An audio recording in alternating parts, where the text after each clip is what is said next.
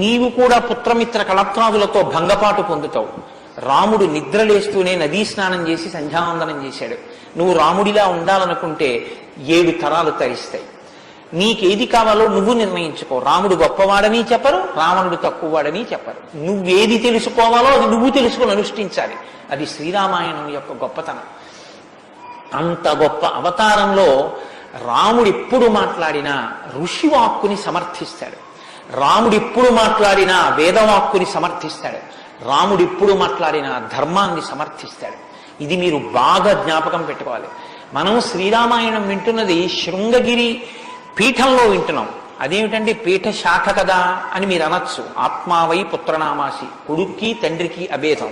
బింబానికి బింబం ఎందులోంచి వచ్చిందో ఆ బింబం వచ్చినటువంటి లేదా ప్రతిబింబం పుట్టిన బింబం రెండు ఒకటే. అద్దం ముందు నిలబడితే నా ప్రతిబింబం కనబడితే ఆ ప్రతిబింబం బొట్టు పెట్టుకోలేదు అనుకోండి, దిక్కుమాలిన ప్రతిబింబమా బొట్టు పెట్టుకోవద్దా, తప్పు కదా అని ప్రతిబింబానికి బొట్టు పెడితే నాకు బొట్టు వస్తుందా? బింబానికి బొట్టెట్టుకుంటే ప్రతిబింబానికి బొట్టు వస్తుంది.